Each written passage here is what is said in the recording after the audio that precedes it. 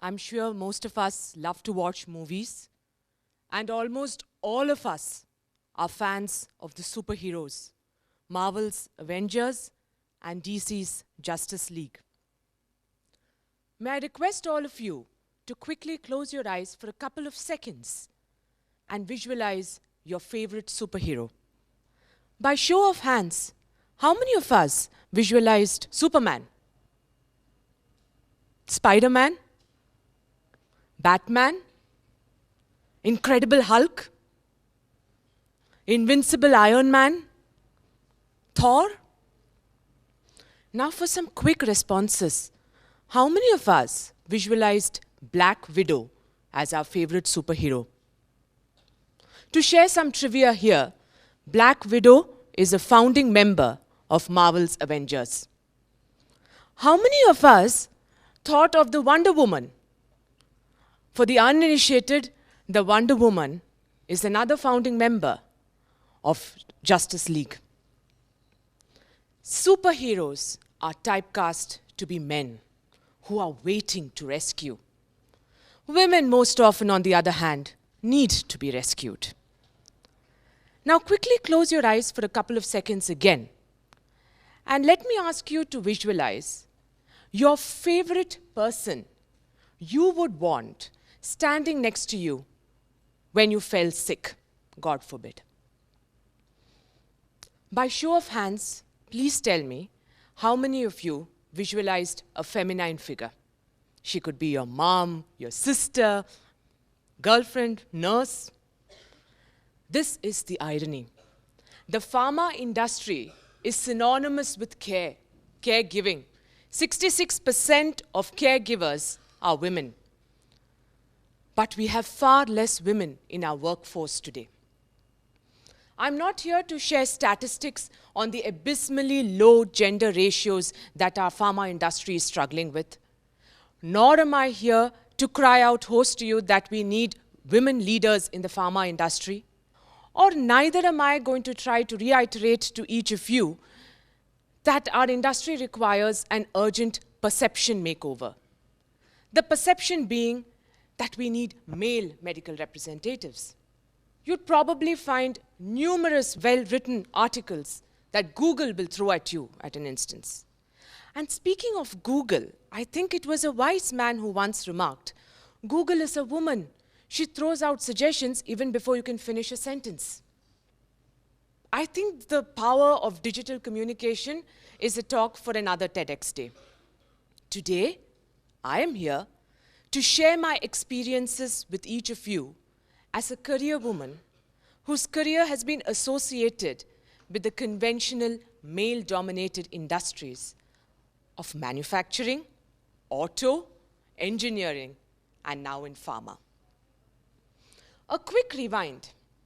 I was brought up by a young widowed mother, and I must admit that my family has very strong matriarchal roots, owing to the fact that we hail from God's own country. I'm surrounded by strong-willed women who are not afraid of making bold decisions, be it my grandmother, my mother, my sister, and now even my 10-year-old niece. Did this deter me from entering into a world full of male colleagues and I representing the minority class? Did it intimidate me? No, it didn't matter. It didn't matter because I was fortunate to have colleagues who are progressive in their thinking. I was fortunate to have bosses who appreciated my hard work and fired me with equal gusto as they did my male counterparts, because gender did not matter. Unfortunately, numerous Indian women are not as fortunate as I. Numbers are not as encouraging as my experience. The Catalyst points out that 50% of working women in India drop out between the junior and middle management levels, as compared to 29% in Asia.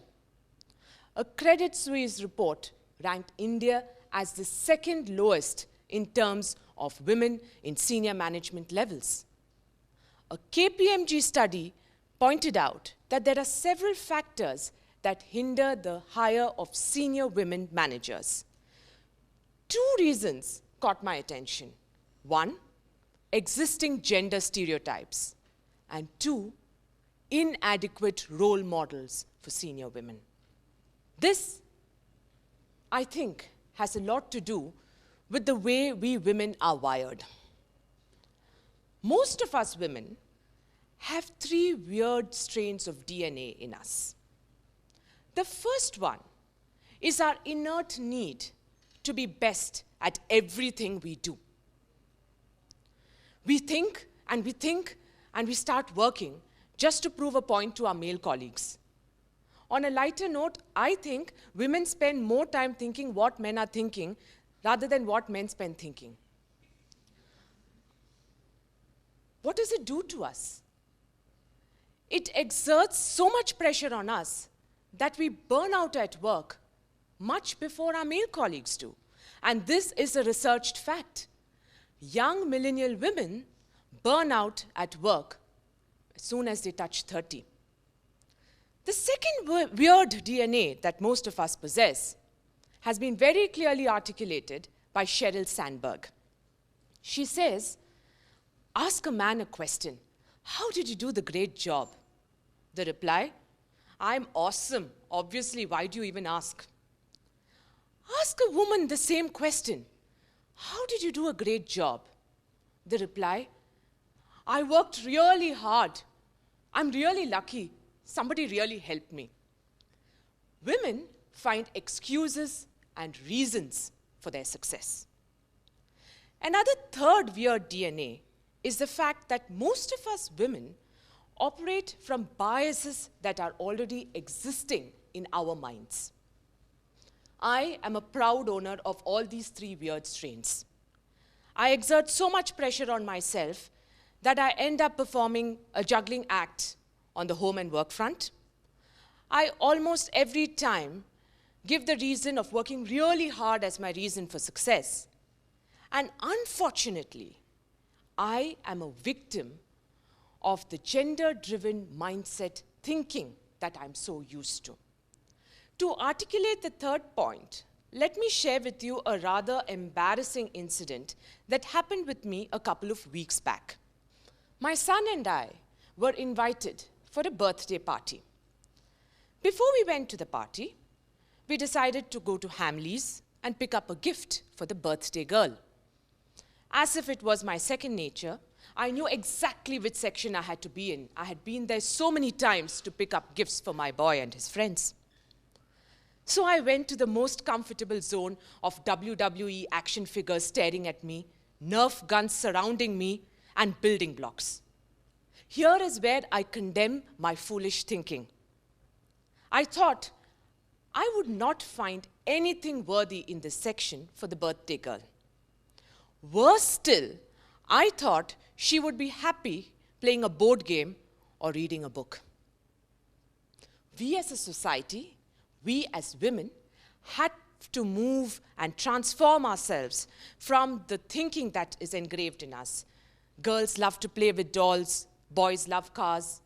We need to start thinking and treating them as equals and making them treat each other as equals. It is only then when these youngsters grow up, it'll be natural for them to treat one another as equals. Oh, how many of us have heard this? The girl is too bossy. Are boys bossy? Oh no, they are natural bosses. They are meant to lead. And what about the signature stereotype? Girls cry, boys don't. The Gina Davis Institute conducted a study in India. It showed that 94% of our professors are males.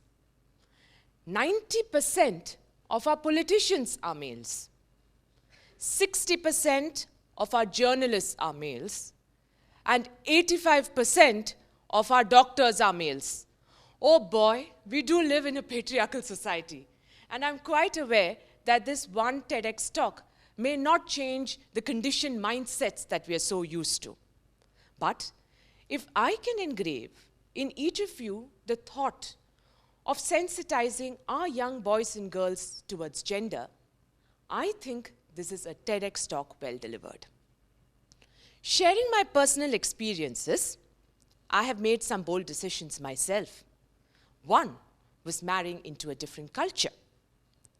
At that young rebellious age, different culture was the last reason why not to get married to my husband. I found, and here again I'm very fortunate to have found, a very supportive ecosystem. Though I strongly believe that my husband has to attend all the short courses on self-help and self-improvement, I have not many reasons to complain. Unfortunately, many Indian women do not share this luxury. Unlike in the West, it is quite acceptable for prospective employers to probe into the life and the marital status and the home status of prospective women employees. It's a big selection criteria. So with all this weird DNA strains in me, I always wanted to do something. And something magical did happen.